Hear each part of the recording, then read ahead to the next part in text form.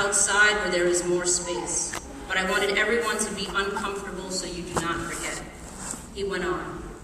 I want you to see each of these bodies in a casket, and I want you to feel uncomfortable. Everything about their deaths should be uncomfortable, because their deaths were preventable. In 1955, he continued, there was a woman in Mississippi who insisted on keeping her son's casket open for the world to see.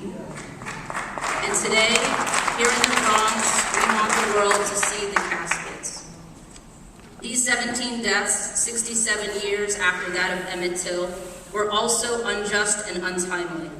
We know that dismantling systemic racism and white supremacy is racial justice, and that battling police brutality and securing voting rights is racial justice.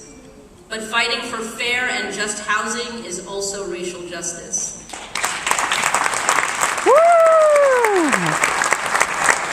Ensuring landlords keep the heat on in the winter where Black people live is racial justice. Accountability when building owners and management companies intentionally violate our laws and leave Black folks to die in their own homes is racial justice. I pray for the families of those we lost in the Bronx. Justice will never come for them. Their loved ones will not return. But we can fight for accountability, and we can fight to protect the most powerful mechanism of accountability, one's right to vote.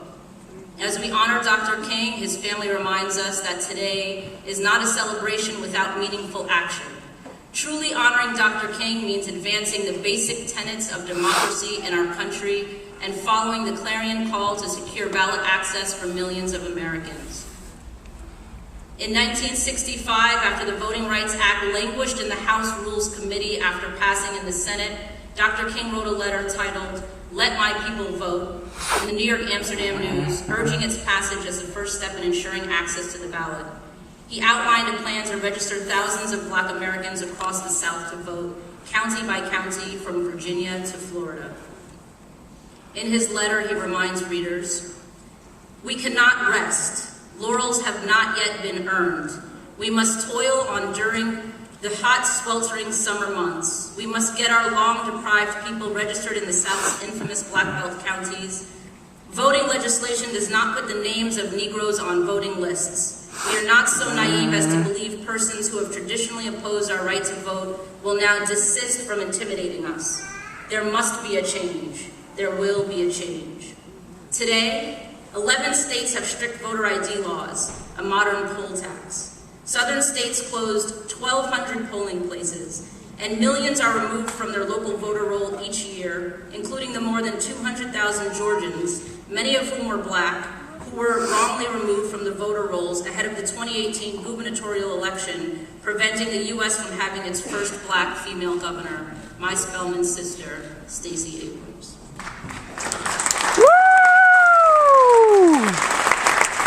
The legacy of Jim Crow and the deep roots of white supremacy have clearly ignored Dr. King's call for change.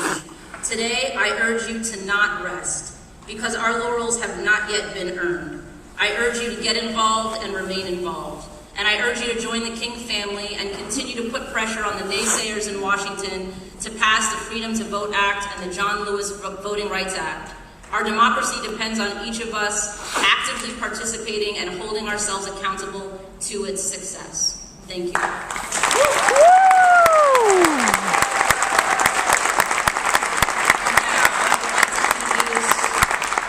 One of the strongest voices in DC, Brooklyn's own Congress member and House Chair, Hakeem Jeffries.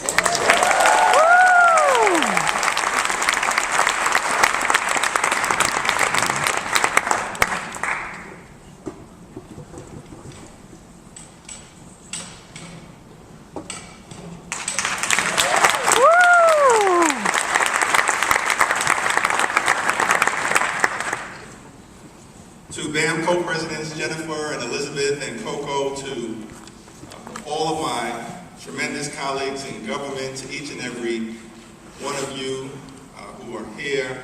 It's just an honor and a privilege to be with you. Good morning.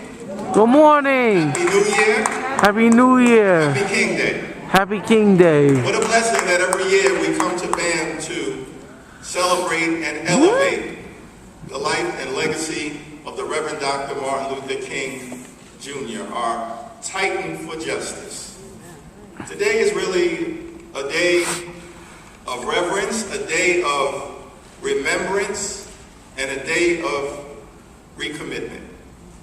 It's a day of reverence for us to honor publicly, to celebrate, to thank the Reverend Dr. Martin Luther King Jr. for all that he did. He made America a much better place than the nation that he inherited. So we're thankful for him and our civil rights heroes and foot soldiers. It's a day of reverence for Dr. King. Of course, it's also a day of remembrance, for us to remember the service, the sacrifice, and the struggle of Dr. King. Because you know, on this journey toward justice, you can't get from your point of departure to your point of destination without at some moment along the way encountering turbulence. Right. It wasn't easy for Dr. King. It wasn't easy for John Lewis. It wasn't easy for Fannie Lou Hamer. It wasn't easy for Rosa Parks. It wasn't easy for A. Philip Randolph and all of our heroes and foot soldiers. They had to encounter turbulence. Bull Connor in Birmingham, that's turbulence. Sheriff Jim Clark in Selma, that's turbulence. The racist governor George Wallace in Dixie, that's turbulence.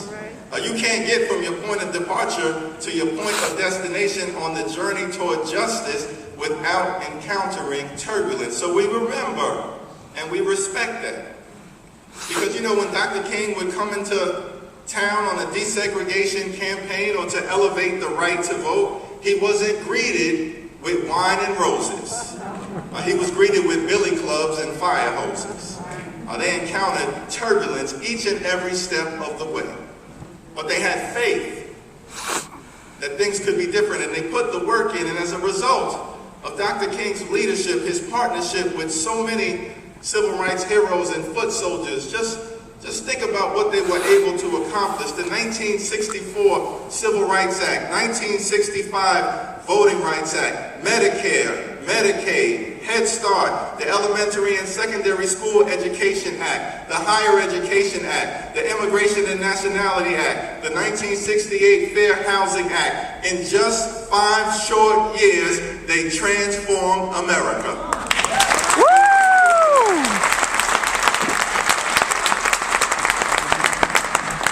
They didn't have the internet, they didn't have cell phones, they didn't have Facebook, they didn't have Twitter, they didn't have Instagram, but they had faith. And they transformed America. Lastly, it's a day of recommitment. Because while Jim Crow may be dead, still got some nieces and nephews that are alive and well. And so we're battling the ghosts of the Confederacy right now, who are trying to turn back the clock. Y'all know about that down in Washington, D.C.? Wickedness in high places. But that's okay, because we're going to channel the spirit of Dr. King to continue to make progress in America. We got turbulence down in Washington, but we're going to fight through it just like Dr. King and others did. And as we fight through it, no matter what it takes, we are going to pass the John Robert Lewis Voting Rights Act. We are going to pass the Freedom Act. We are going to end the era of America once and for all. As Dr. King said, we shall overcome. God bless you.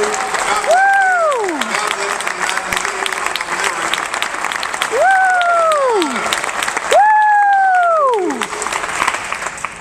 A dynamic leader in New York City, new on the landscape, the City Council Speaker, the Honorable Adrian Adams.